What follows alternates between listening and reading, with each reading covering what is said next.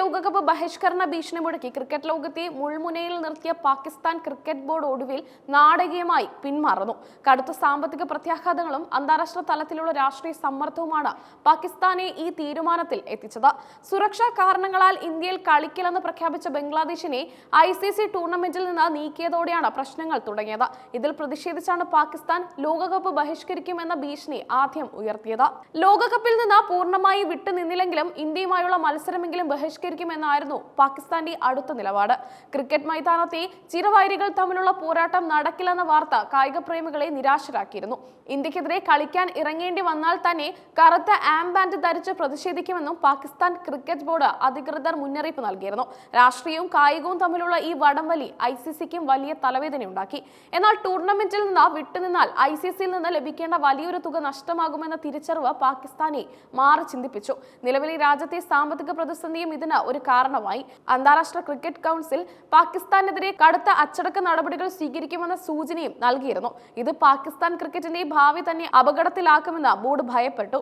നാടകീയമായ ഈ ഭീഷണികൾക്കൊടുവിൽ Pakistan cricket team ലോകകപ്പിൽ പങ്കെടുക്കുമെന്ന് ഉറപ്പാക്കിയിരിക്കുകയാണ്. അടുത്ത മാസം 7-ന് ആരംഭിക്കുന്ന ടൂർണമെന്റിനായി ടീം യാത്രയ്ക്കുള്ള ഒരുക്കങ്ങൾ തുടങ്ങി. ലഭിക്കുന്ന വിവരങ്ങൾ പ്രകാരം പാകിസ്ഥാൻ ടീം അംഗങ്ങൾ കൊളംബിയയിലേക്ക് വിമാന ടിക്കറ്റുകൾ ബുക്ക് ചെയ്തു കഴിഞ്ഞു. ശ്രീലങ്കയിലാണ് പാകിസ്ഥാന്റെ മത്സരങ്ങൾ നടക്കുന്നത്. നിലവിൽ പാകിസ്ഥാനിൽ T20 പരമ്പര കളിക്കുന്ന ഓസ്ട്രേലിയൻ ടീമിനൊപ്പമാണ് പാകിസ്ഥാൻ ടീമും ശ്രീലങ്കയിലേക്ക് തിരിക്കുക. ഇതോടെ ബഹിഷ്കരണ വാർത്തകൾക്ക് വിരാമമായി.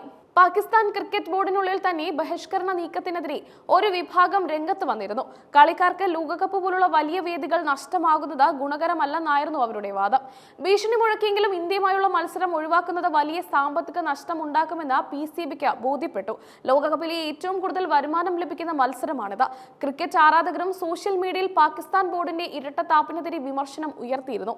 രാഷ്ട്രീയ കാരണങ്ങൾ പറഞ്ഞ് കായിക മാമാങ്കങ്ങൾ തടസ്സപ്പെടുത്തുന്നത് ശരിയല്ലെന്ന നിലപാടിലായിരുന്നു ആരാധകർ. ബംഗ്ലാദേശിനെ ടൂർണമെന്റിൽ നിന്ന് നീക്കിയ ICC നടപടിയിൽ പാകിസ്ഥാൻ ഉന്നയിച്ച പ്രതിഷേധം മറ്റു രാജ്യങ്ങൾ കാര്യമായി എടുത്തില്ല. ഇത് അന്താരാഷ്ട്ര തലത്തിൽ പാകിസ്ഥാനെ ഒറ്റപ്പെടുത്തി.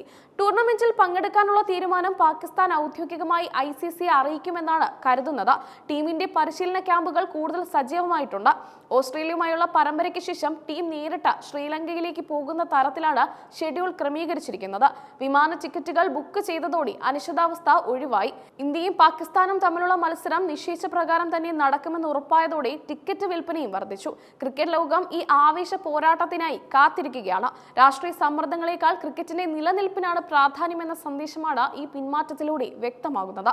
പാകിസ്ഥാൻ ടീമിന്റെ പ്രകടനം എങ്ങനെയായിരിക്കും എന്നതിലാണ് ഇനി ചർച്ചകൾ. പ്രതിഷേധ സൂചകമായി ആ ബാൻഡ് ധരിക്കുമോ എന്ന കാര്യത്തിൽ ഇപ്പോഴും വ്യക്തതയില്ല. എങ്കിലും ടീം ഗ്രൗണ്ടിൽ ഇറങ്ങുമെന്നത് വലിയ ആശ്വാസമാണ്. പാകിസ്ഥാൻ ക്രിക്കറ്റ് ബോർഡിന്റെ ഈ ചൂടുമാറ്റം ഏഷ്യൻ ക്രിക്കറ്റ് കൗൺസിലിലും പ്രതിഫലിക്കും. വരാനിരിക്കുന്ന മറ്റ് ടൂർണമെന്റുകൾക്കും ഇത് ഗുണകരമാകും. ലോകകപ്പിന്റെ ആവേശം അതിന്റെ പൂർണ്ണതയിൽ തന്നെ കാണാൻ സാധിക്കുമെന്ന പ്രതീക്ഷയിലാണ് ആരാധകർ. ഏപ്രിൽ 7-ന് ലോകകപ്പിന് തിരിതെളിയും.